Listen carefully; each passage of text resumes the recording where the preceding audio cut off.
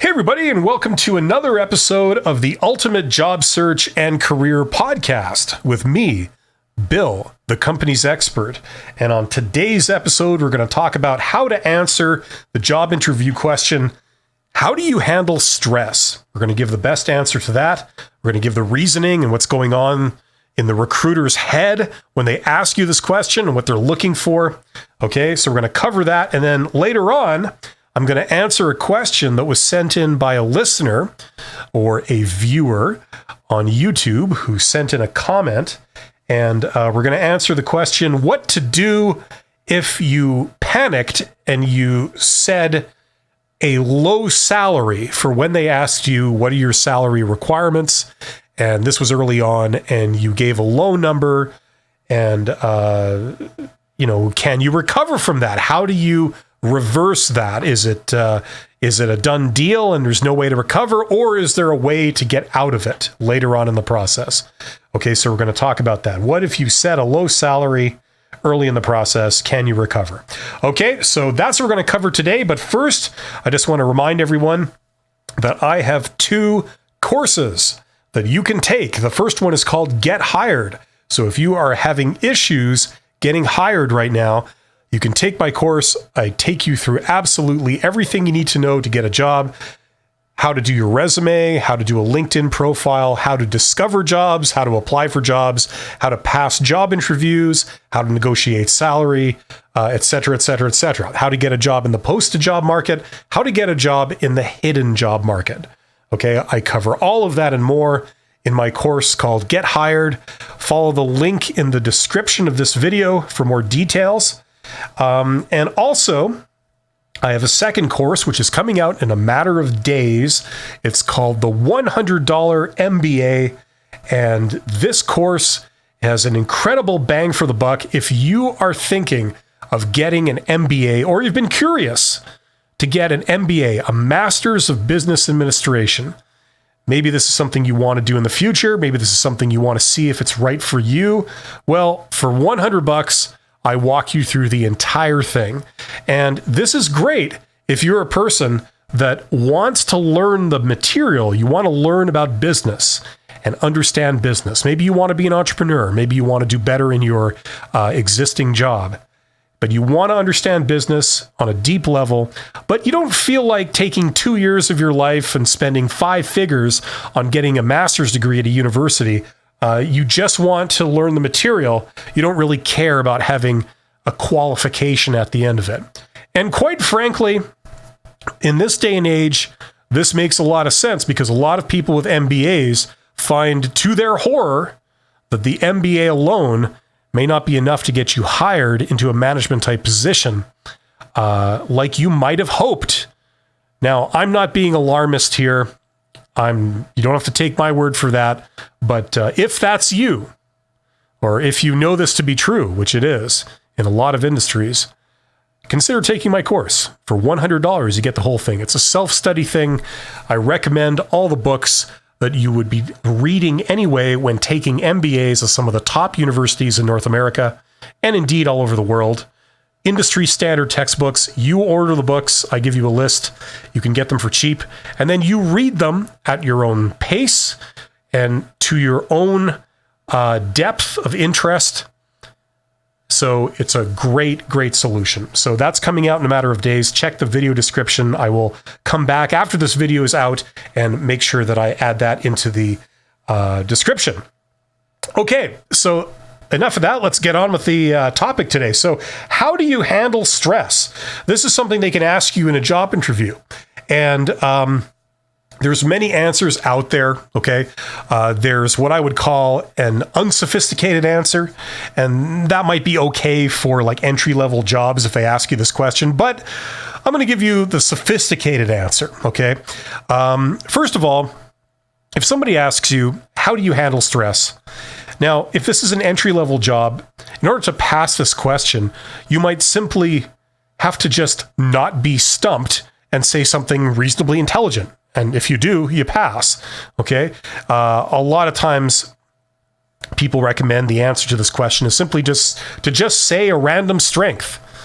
How do I handle stress? Oh, I handle stress really well. And I have great organizational skills, and that allows me to handle stress. Or how do I handle stress? Well, I handle stress okay. I work out, and that usually alleviates the stress. There you go. These are unsophisticated answers, in my opinion, and in my experience. Okay. But if you're going for a little bit of a slightly higher level job, the recruiter might be a little bit more discerning. And what they're asking this question for is to get at the dirt, to really get to your failings. Okay, this is essentially a negativity question, because in order to answer this question properly, you got to talk about how you've been stressed and how it's been a problem and all the things you've had to do to overcome the stress and to cope with your job. If you really want to get into it, you're dwelling on some pretty negative aspects of yourself. And that's why this is a very tricky question, because it seems benign, but they're actually probing to get at the dirt. Okay. And if you're not careful, you can reveal things you don't realize you're revealing, and it can be a problem. It can be a reason to eliminate you from the running. Okay? So it's like being asked, like the way I always put this is it's like being asked, tell me about a time or how do you handle not being good enough? Okay, so you go to an interview and somebody asks you that. Tell me, how do you handle occasionally not being good enough? Well, the problem is, in order to answer that question, you'd have to talk about the times when, you were not good enough. You failed at something.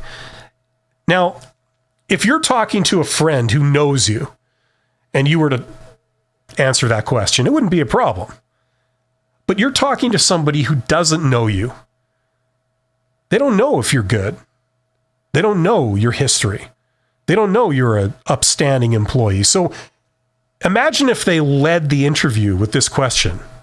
First thing they ask is, okay, so tell me about yourself. Second thing is, well, how do you handle stress? And you start talking about, all the times when you were stressed out and all the times you've had to deal with stress and it was a problem and you had to cope with it and you had to use stress management techniques or stress mitigation techniques to be able to function, right? They're going to think, wow, this is a person that gets stressed a lot. Stress is a big part of their lives. So they've had to do a lot of things to deal with it. It gives a very bad first impression. Okay. Now, as I've said in other podcasts, other episodes of this podcast, your purpose in the job interview is to A, communicate to them how you're qualified to do the job. All the things that you said you wanted in the job description, this education, this experience, these traits, well, I got them all. Let me tell you to what extent I have these. I think you'll be impressed, right? That's your purpose in the job interview. Your second purpose in the job interview is to show off your soft skills, right? To show how friendly you are, how accommodating you are, how professional you are, how personable you are, right? And to show them that you are really, really fun to interact with. You're the person that they would want to have in this job because they would want to deal with you. You're great, right? That's the other thing you're in the job interview to convey.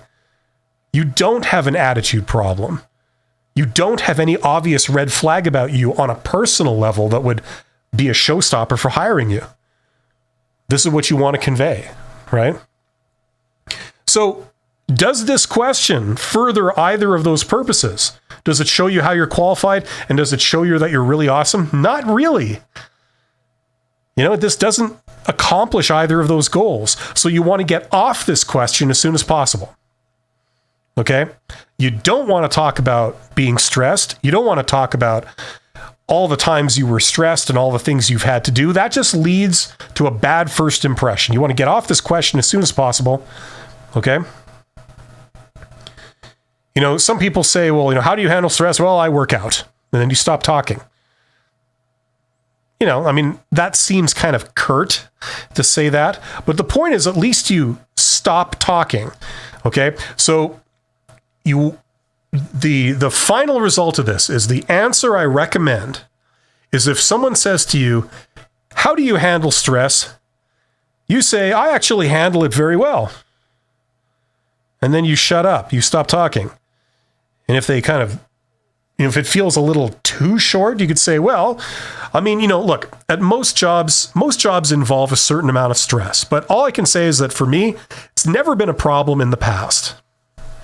And then you stop talking. Now, the vast majority of times, the interviewer will just end there. Okay.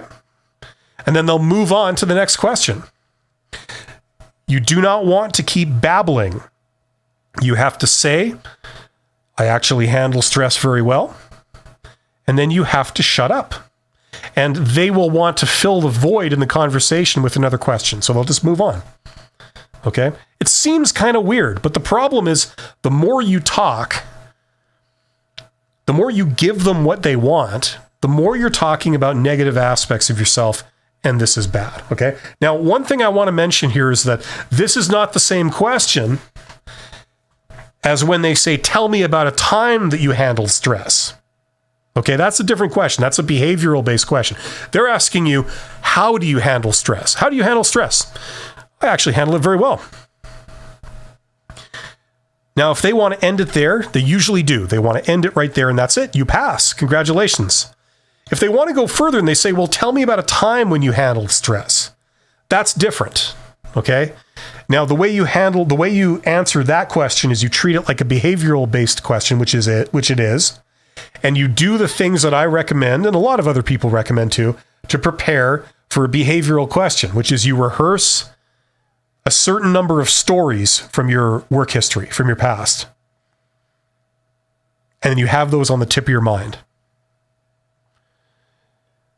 Okay? Now, I recommend that people memorize usually 10 stories from your past. Okay?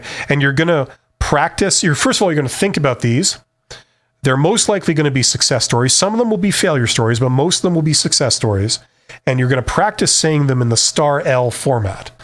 Okay, so most people are familiar with the STAR format, STAR. So situation, task, action, result. And I like to put the L on the end, learning. The STARL format or star L format. Okay. Now, usually it involves telling a success story. Okay. It was 2 years ago. I was working in this position. That's a situation. Task. I was given the task of doing this particular assignment. I had to get this thing done by a deadline, right? It was very stressful. We only had a very small amount of time to do this, and everybody was in a big panic. Action. I rose to the challenge. I had to work 6 hours in the evenings after work to finish it off, but I did it. Result. I was commended by my boss. I was commended by the coworkers. The solution we came up with worked and everybody was happy. L, learning it, and the great thing is that this story, it taught me that organizational skills are the key to, managing stress or something, whatever it is. The more you plan out, the more it can help, or whatever, I'm making this up as I go along. Okay, but that's a different question entirely. That's tell me about a time when you handled stress or you encountered a stressful situation. You answer in the star L format. Okay, but if they ask you, how do you handle stress? You get off this question as quickly as possible. You do not use a star L or star formatted answer because that goes on for a while. You stop talking about all the times you were stressed and how you had to cope with it. Okay, that's what I would say. If you can get out of the job interview without focusing on you being stressed and you having to deal with your stress and manage stress, you will make a better first impression.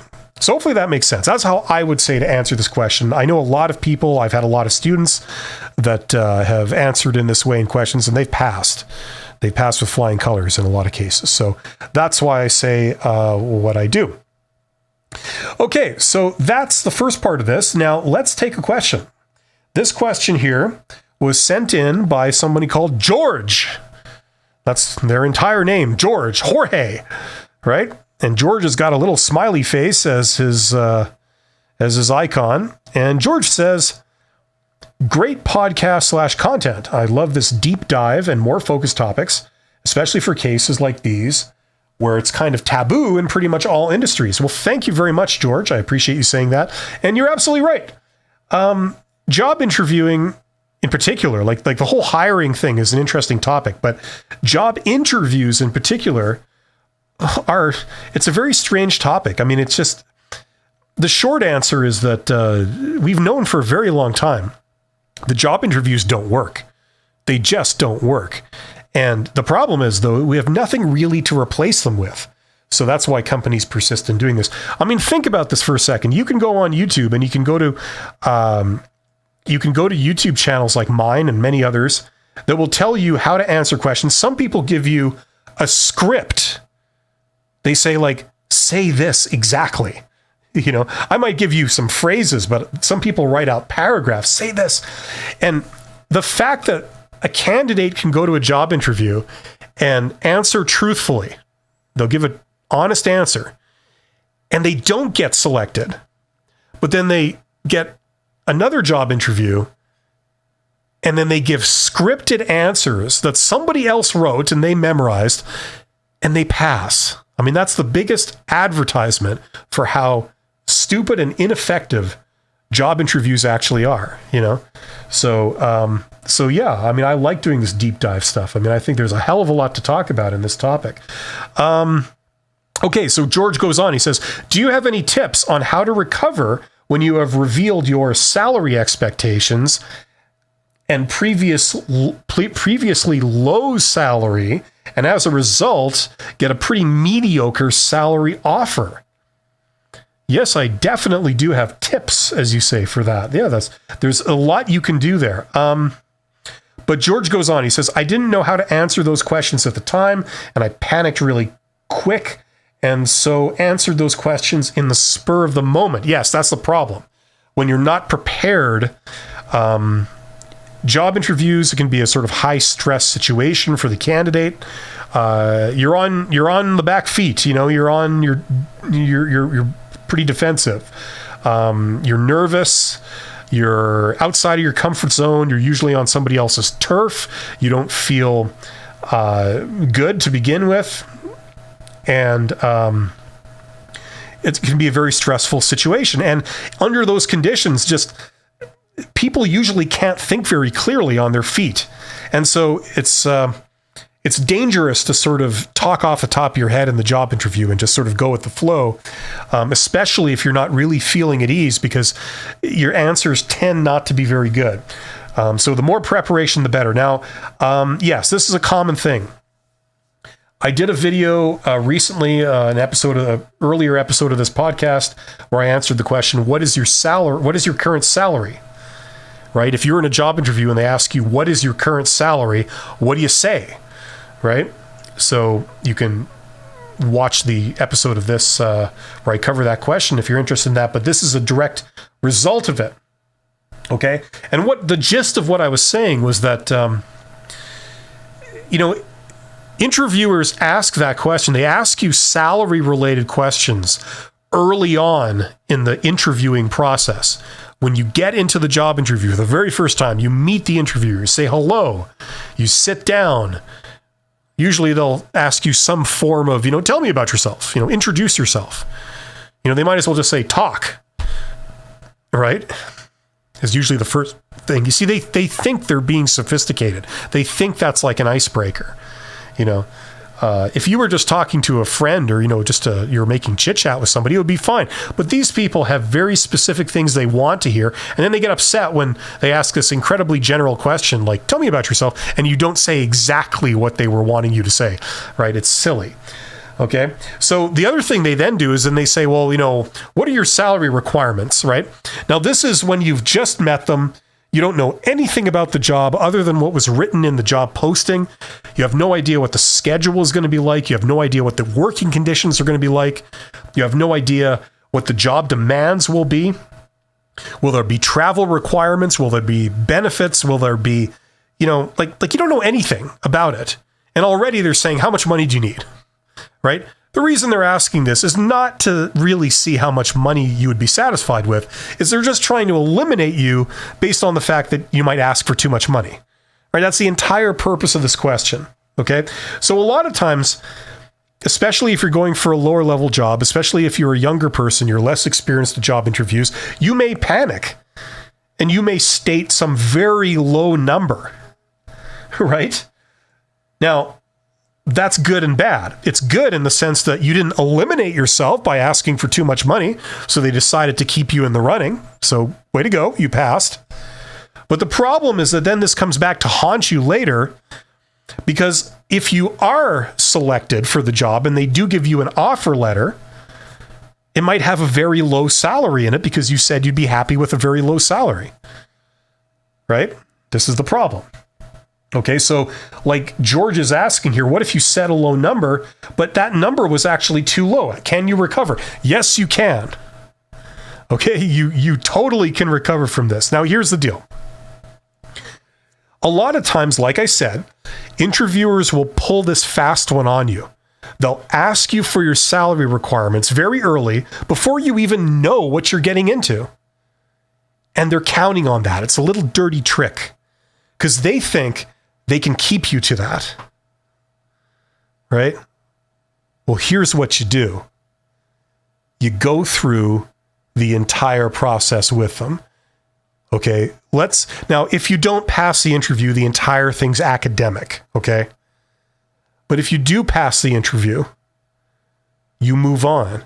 Now, the next stage could be an offer, or it could be another interview, okay? So let's say it's another interview, right? And you pass that too. If you don't pass, once again, it's academic. None of this matters, okay? But let's say you do pass it. Then they give you an offer. They select you. They say, we want to hire you. Here's the offer. And you read it, and it has a low salary. It has something along the lines of the number you said. Okay? Now, here's the deal. They asked you for that number. You gave them that number when you didn't really know anything about this job. But now, after having gone through, say, 2 interviews with them, now having received the letter where you see really more of the picture of what you're going to be asked to do and, how much money they're asking, right? Things have changed. You've learned a lot since you gave that number at the beginning of the process, okay? So there is absolutely no rule tying you to that number that you gave. Okay. Now, to be precise, George is saying, okay, if you revealed your salary expectations, okay, and you also revealed a previous low salary, okay.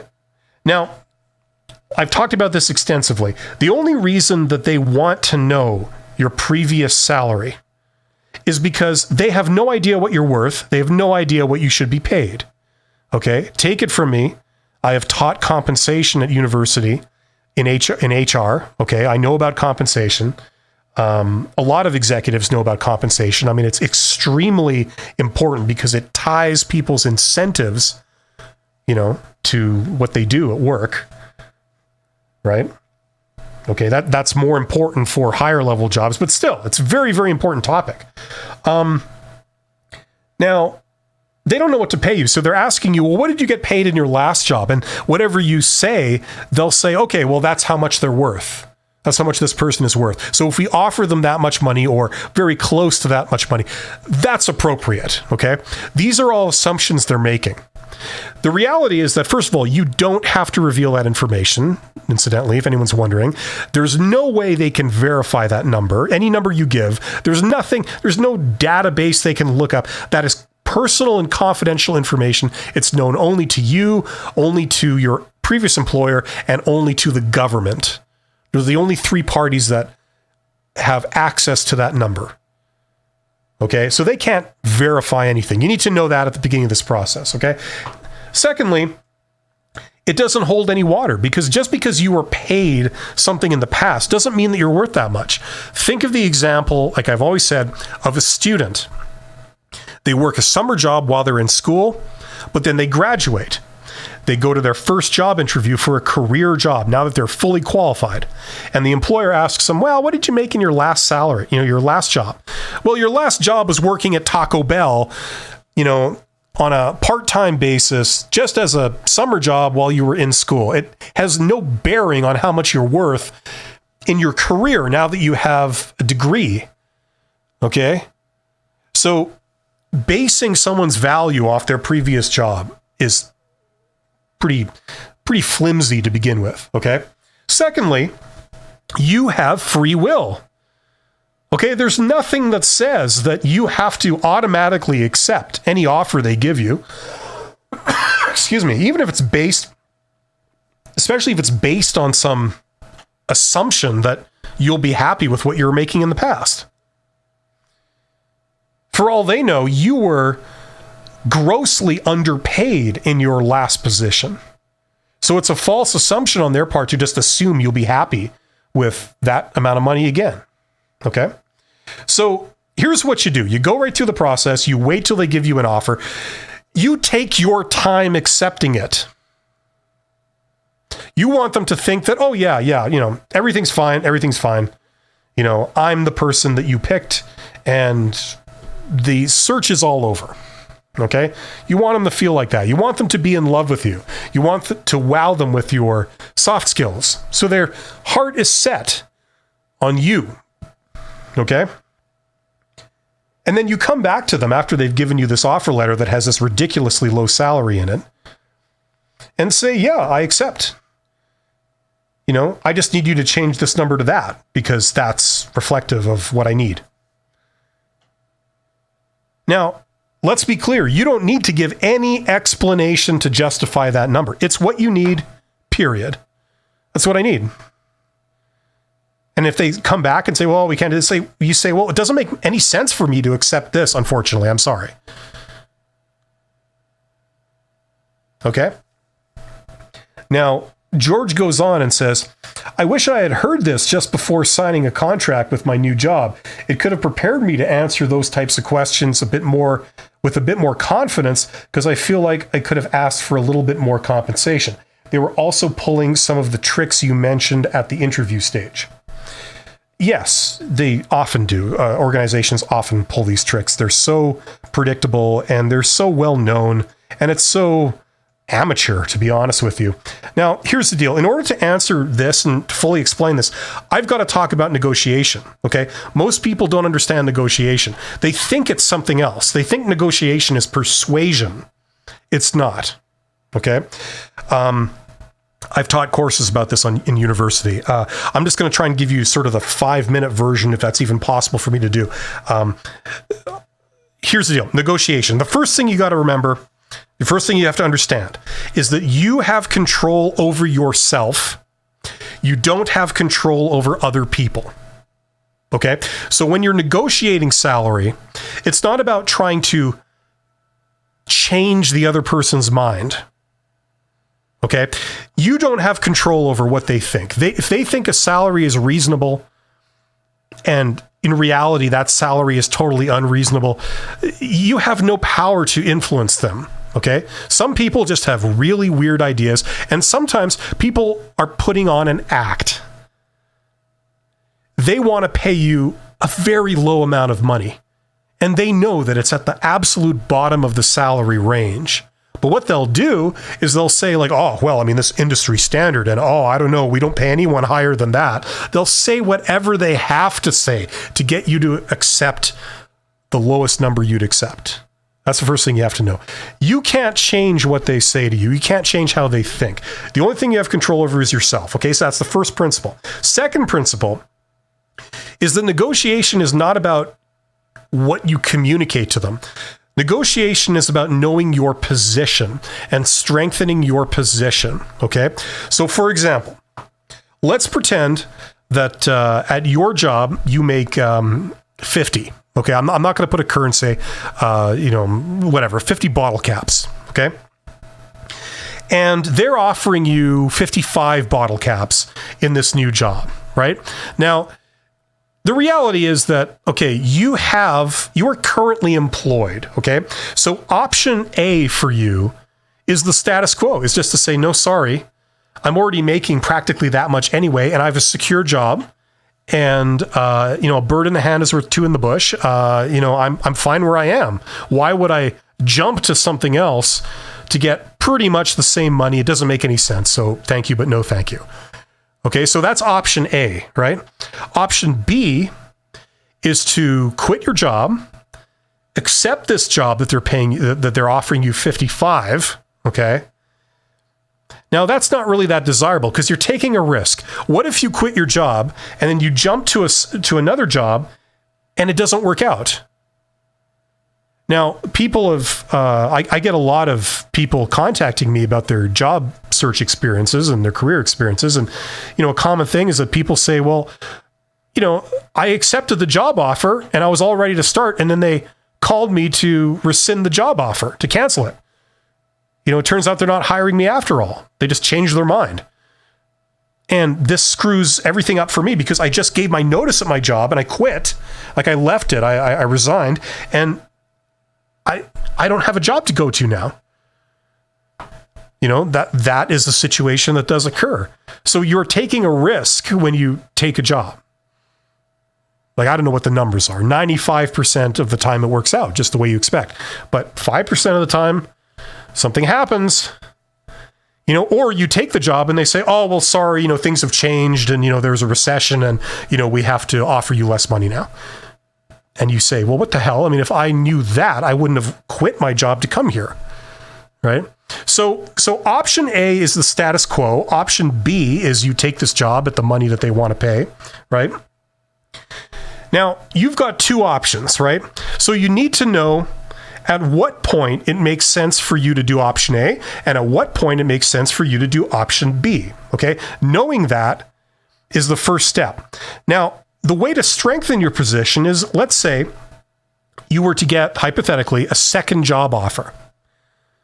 Okay, usually when people apply for jobs, they're applying for many jobs, and sometimes you get, you don't get one interview at a time, you get multiple interviews, right? Okay, let's say you have a second job offer. Or let's say you are expecting a second job offer in the next 3 days. Okay?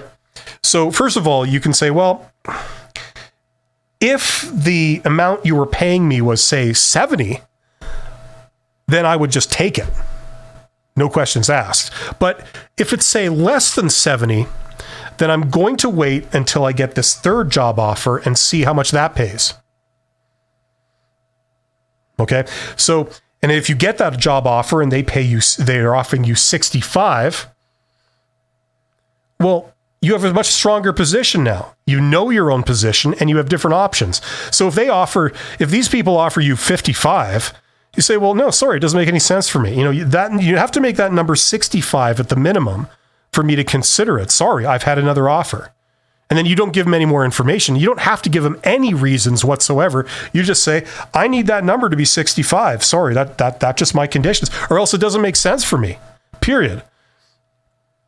Okay? You don't have to justify yourself for them. You just have to know your position. Now, if you want to make your position stronger, you get more options. And you know your situation. Okay? Negotiation is not about trying to persuade them. They're going to offer what they're going to offer. You have absolutely no control over that. Maybe these people are out to lunch and they believe that someone in your position should only make 40. And for whatever reason, they're offering you 50, but they secretly think that you're not worth anywhere near that, right? But they're desperate to fill this position, so they'll pay 50, right? Okay.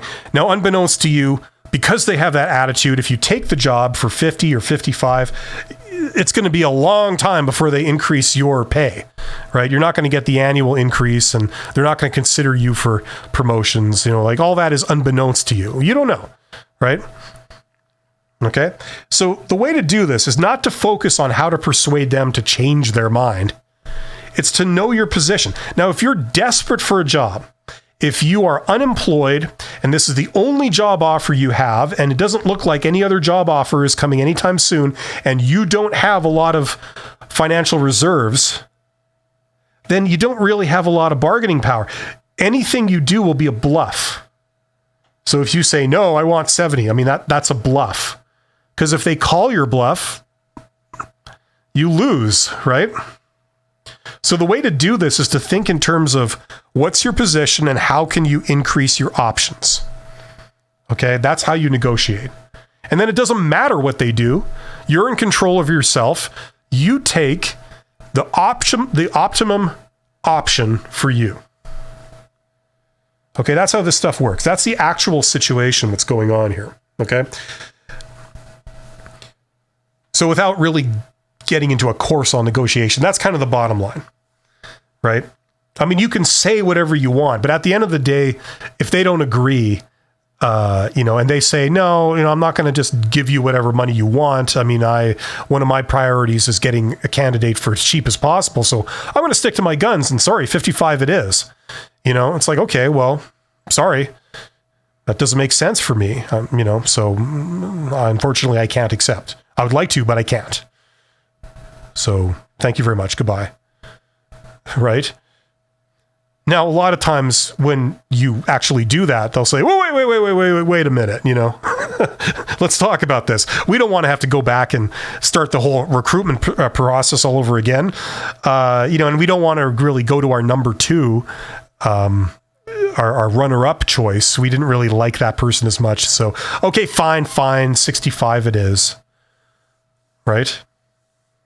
And really, you find out later that the range for that job was anywhere between 55 and 80.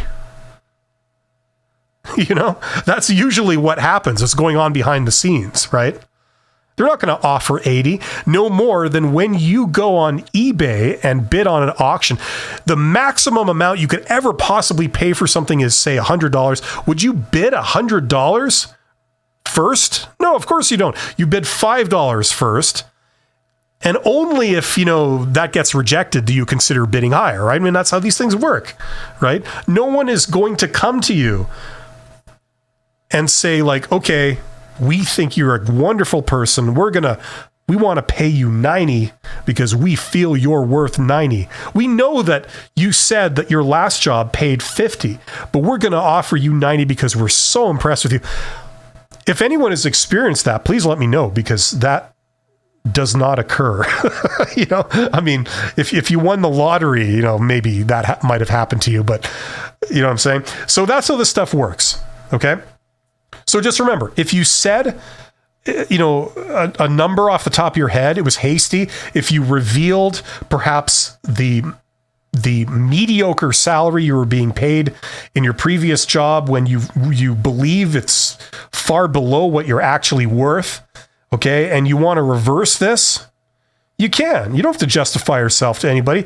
If you have to give an explanation, you can say, well, now that I know more about what this job actually involves, unfortunately, I have to revise that number that I gave you, And who cares if it's, if they think it's unreasonable? They will think anything is unreasonable if it's not in their best interest. This is a negotiation. So you just say, I'm sorry, I just need this much. And you have to stick to that number. And that number has to be accurate depending on what your options are. Okay, so hopefully that helps. Thank you to George for sending in that question. That was a very intelligent question. You guys are awesome. Everybody who sends in questions, it takes the trouble to write these things out. This is great. It gives me stuff to talk about, and I hope I'm helping in a small way for people that are wondering this stuff. So thank you very much. Now, I just want to thank everybody who's listening. You guys are all awesome, like I just said. I appreciate you listening this long because I know this has dragged on quite a bit. We're at the 39-minute mark, so I do appreciate it. Don't forget to subscribe to both my channels on YouTube. This podcast will mainly be on my second channel called The Company's Expert 2. But occasionally I will be putting it on my main channel, The Company's Expert. So you could check it out in either place. But thank you very much. I wish you guys nothing but the best. Good luck in your job search experiences. Remember, you are hireable, you are valuable, you are talented. Somewhere out there is a job for you. It's just a matter of connecting to it. That's the only challenge, and it's a numbers game. It's a skill you learn like any other. So thank you very much, and I will see you guys on the next episode. Take care.